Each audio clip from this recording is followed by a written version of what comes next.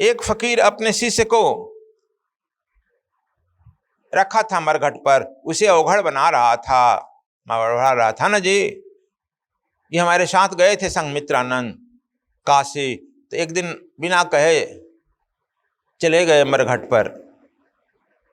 जो हमसे बात कर रहा था फकीर, उसके चले गए, बात कर रहे हैं। क्या बात किया जी? बात किया कि अवघड़ जी हम आ गए हैं, आपका सुनते हैं कि आप लोग जो है एक एक घड़ा शराब पी जाते हैं। कहा कि देखो अभी एक शिष्य एक घड़ा रख गया है, पिएगा? P low. कहा कि बाप रे बाप, एक घड़ा। तो कहा अरे अपने शिष्य को बुलाते हैं। उसका शिष्य अंदर था, झोपड़ी में था। बुलाया, चेतन आ जाओ इधर। आया, कहा कि देखो ये घड़ा, यह शराब रखा है, पी जाओ, जरा इनको दिखा दो। आए, वो अपने अंदर गया, कुछ देर के बाद निकल आया। कहा कि अंदर क्यों गया, इतना देर क्यों कर दिया अंदर जाकर? कहा कि स्वामी गुरुदेव, एक घड़ा पीने का एक मेरा अभ्यस्त नहीं था, एक घड़ा अंदर शराब रखा हुआ था हमारे लिए, पहले उसको हमने प्रैक्टिस किया, एक घड़ा पी गया, तब बाहर आ गया, अब इसको भी पी जाता हूं। एक घड़ा अंदर पीकर प्रैक्टिस कर लिया। कहा कि जी प्रैक्टिस कर लिए, पी गए। तो अवघड़, देखो अवघड़ का अर्थ होता है जो इस घट में न हो, वह जो है इसलिए पी लेता है, खा लेता है कि संसार में पंचमकार, कि यह संसार में लोग इसी के लिए लोग मर रहे हैं, इसको इतना हम पी लिए, कर लिए कि मन इससे उब गया। जब उब गया तो छलांग लगा गया। यह इसलिए दिया गया था अवघड़ की घटना। लेकिन यह घटना सार्थक कम हुई, निरर्थक ज्यादा हो गई। 99.99% जो है उसी में फंस गए, पंचमकार में फंस गए। पहले बड़े बड़े लोग करते थे, राजघराने के लोग आते थे, बड़े बड़े लोग करते थे, खासकर अवघड़ में क्षत्रिय क्लास के ही लोग आते थे। 90% क्षत्रिय लोग थे, इसलिए उसे अहंकार होता था और इस शरीर को इतने खा पी करके छलांग लगा जाते थे। लेकिन देखा देखी से यह अवघड़ परंपरा भी ज्यादा फेल हुई, अहंकार आई, तंत्र मंत्र में रह गया, इसलिए जो है वो छलांग लगाने की विधि थी। भूल जाए इस सब को, लेकिन अब तो इसी में फंस जाते हैं। किसी VIP के लिए देखते हो, राष्ट्रपति के सुरक्षा में मिलिट्री के लोग रहते हैं, प्रधानमंत्री के भी सुरक्षा में मिलिट्री के ब्लैक कैट कमांडो रहता है। अब स्पेशल प्रोटेक्शन ग्रुप के लोग रहते हैं, उनकी स्पेशल ट्रेनिंग दी जाती है। 1 मिनट में प्रत्येक एक्शन के खिलाफ रिएक्शन हो सके, तुम देखा नहीं उछलांग लगा जाएगा तुम्हारे। इस तरह के कमांडो रखे जाते हैं, बड़े बड़े ट्रेंड, और उन पर करोड़ों रुपया महीना खर्च होता है, लाखों। लेकिन तो भी काल चुपके से लेके चला जाता है, देखते रह जाते हैं, काल नहीं पकड़ाता है। फिर तुमने देखा होगा नेपाल का पूरा राज परिवार गहरी सुरक्षा में था, पूरे राज परिवार के एक एक आदमी सब मार दिए गए। कोई सुरक्षा घेरा काम नहीं करता है। इसीलिए हम कहते हैं कि तब क्या, जब सुरक्षा घेरा काम ही नहीं कर रहा है, तब क्या डर रहे हो, अकेले चले, एकला चलो रे, एकला चलो, एकला निकलो। एक ही तुम्हारी सुरक्षा कर सकता है, जब अपने चाल चरित्र चिंतन का धनी है, तब वह सुरक्षा गार्ड तुम्हारे साथ चलता है, परमात्मा का। और योग में आएगा तो शंकर जी अपना सुरक्षा प्रदान करते हैं, जानता है ना। हमारा सुरक्षा गार्ड बाहर पीपल और बड़ का पेड़ लगा है गेट पर, उसी पर रहता है, वहीं से देखते रहता है, थर्ड आई। इसीलिए तुम लोग देखा होगा हमारे जहां भी आश्रम है,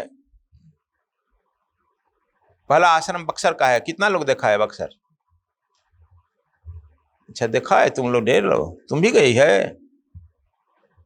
देखा गेट के दोनों तरफ पीपल का पेड़ है, हर आश्रम में पीपल बड़ का पेड़, क्योंकि वे सुरक्षा गार्ड उसी पर रहते हैं। कुछ भोजन दो मत दो, कोई काम नहीं। ऐसा फ्री वाला सुरक्षा गार्ड क्यों नहीं रखता है? पैसा वाला गार्ड लेकर चलना जरूरी है। अब तुम लोग समझाओ क्यों यहाँ पर रखा गया पीपल बरगद का पेड़। वहां भी, बंबई में भी लग गया, हर गेट पर पीपल बड़ लग गया। आने वाले हैं लगा दिया गया। भाई रखो, गार्ड तो कि पहुंचेगा तो उसके निवास स्थान कहाँ देगा?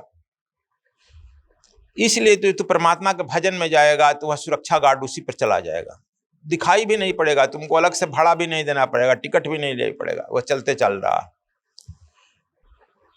लेकिन तुम लोग चाहे इतने कितना हो भाई इस सुरक्षा गार्ड में रहो, वह मार ही डालता है।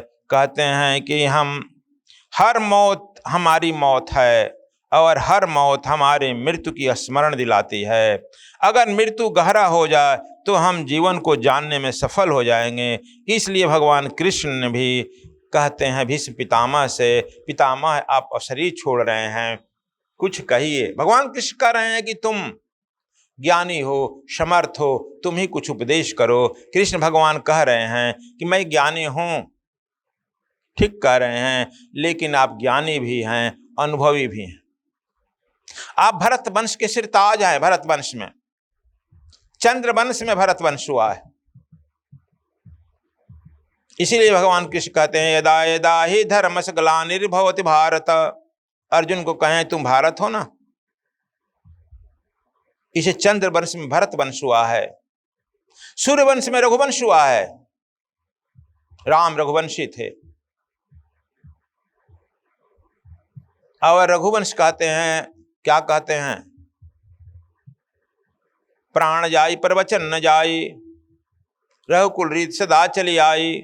वह एक हर कुल का एक, इसीलिए कहे कुल प्रधान है, हर कुल का एक मर्यादा होती है। कहते हैं प्राण जाई पर वचन न जाई, रघुकुल रीत सदा चली आई।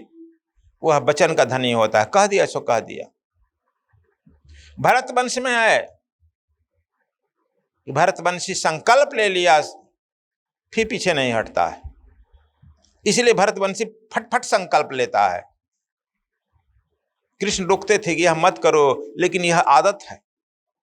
जब देखते हो कि दुर्योधन मारा जा रहा है, अंतिम युद्ध है, तो भी धर्मराज युधिष्ठिर कह देते हैं आखिर तुम आखिर मेरे छोटे भाई हो, मैं बड़ा भाई हूं, मांग लो राज मैं दे दूंगा। कृष्ण को धर क्या कह रहे हैं, कहा कि नहीं मांग लो, मांगो। और बड़े भाई से मांगने में कोई दिक्कत नहीं है, कोई औचित्य नहीं है, कोई तुम्हारी हानि नहीं है, कोई मर्यादा नहीं जाएगी, मांगो मैं दे दूंगा राज। बताओ इतनी बड़ी युद्ध हुआ, यह भरतवंशी फटाफट देने के लिए तैयार हो जाता है। कह रहा है कि यह संभव नहीं है, तो कहा कि तुम पांचों में से एक चुन लो जिससे युद्ध करना है, गदा युद्ध कर ले। फिर कृष्ण घबराते हैं, भैया उधर से इधर आ जाते हैं, हाथ दबाते हैं, क्या कर रहे हैं? या आप जानते हैं कि हमारे मझले भैया भीम भी इसे गदा में नहीं जीत पाएंगे। यदि नकुल को मांग लेता किसी, आप फटाफट भरतवंशियों का कहे हैं कृष्ण के, भरतवंशियों का यही बड़ा गड़बड़ है कि संकल्प फटाफट लेता है।